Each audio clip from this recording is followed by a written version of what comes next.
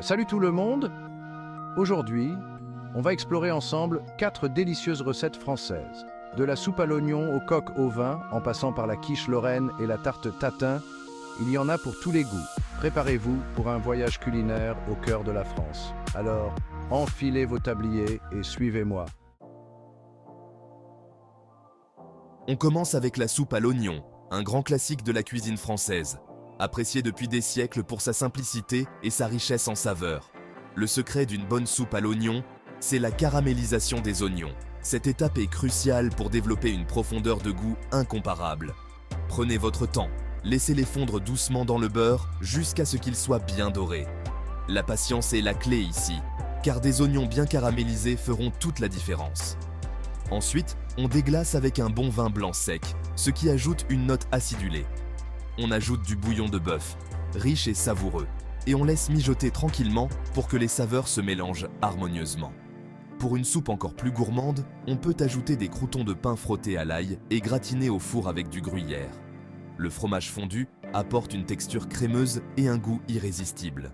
Imaginez une soirée d'hiver, un bol de soupe à l'oignon fumante, le fromage fondant. Un vrai régal. C'est le plat réconfortant par excellence, parfait pour se réchauffer. Enfin, pour la touche finale, on parsème la soupe d'un peu de persil frais haché. Cela ajoute une note de fraîcheur et de couleur. Alors, à vos fourneaux. On passe maintenant au coq au vin, un plat emblématique de la gastronomie française.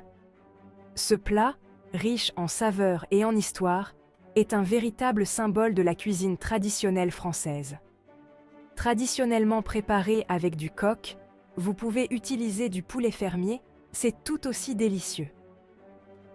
Le choix du poulet fermier garantit une viande plus tendre et savoureuse. La marinade est essentielle pour réussir ce plat. Elle permet d'imprégner la viande de toutes les saveurs des ingrédients. On laisse mariner le poulet dans du vin rouge, des lardons, des champignons de Paris, des oignons, des carottes et un bouquet garni pendant au moins 12 heures. Cette longue marinade permet aux saveurs de se mélanger et de s'intensifier. Ensuite, on fait dorer les morceaux de poulet dans une cocotte avec du beurre. Cette étape est cruciale pour obtenir une belle couleur dorée et une texture croustillante. On ajoute la marinade, on couvre et on laisse mijoter longuement à feu doux. La cuisson lente permet à la viande de devenir extrêmement tendre et de s'imprégner de la sauce. Le poulet devient super tendre, imprégné de la sauce riche et onctueuse. Chaque bouchée est un véritable délice, une explosion de saveurs en bouche. Pour accompagner votre coq au vin, des pommes de terre vapeur, des pâtes fraîches ou une purée maison, c'est parfait.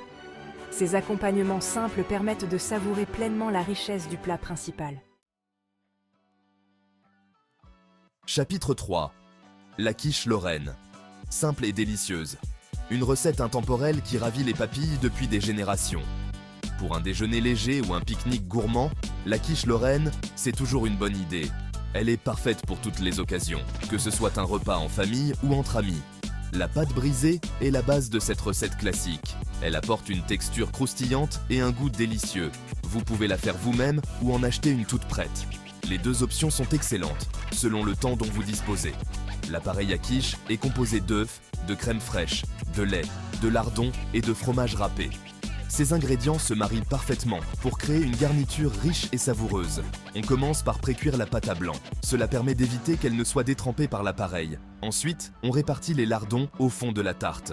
Les lardons ajoutent une touche salée et fumée qui est irrésistible. On verse l'appareil par-dessus et on enfourne pour une trentaine de minutes. La cuisson est cruciale pour obtenir une quiche parfaitement dorée. La quiche est prête quand elle est bien dorée et que l'appareil est pris. Elle doit être ferme au toucher, mais encore moelleuse à l'intérieur. Pour une touche de fraîcheur, servez-la avec une salade verte et une vinaigrette légère. Cela équilibre parfaitement la richesse de la quiche. Chapitre 4. La tarte tatin. Un dessert renversant. On termine en beauté avec la tarte tatin, un dessert français emblématique. Ce dessert est composé de pommes caramélisées et d'une pâte feuilletée croustillante. Le secret d'une bonne tarte tatin, c'est la caramélisation des pommes. On commence par faire fondre du beurre et du sucre dans un moule à manquer. Ensuite, on dispose les pommes coupées en quartiers sur le caramel. On recouvre avec la pâte feuilletée et on enfourne pour environ 30 minutes. Une fois cuite, on la retourne sur un plat. Servez votre tarte tatin tiède avec une boule de glace vanille ou un peu de crème fraîche épaisse. Merci d'avoir regardé. J'espère que ces recettes vous ont donné envie de cuisiner. N'oubliez pas de vous abonner à Voyage Culturel pour découvrir d'autres recettes gourmandes. Laissez un commentaire avec votre recette française préférée et partagez vos réalisations avec nous. À bientôt dans ma cuisine.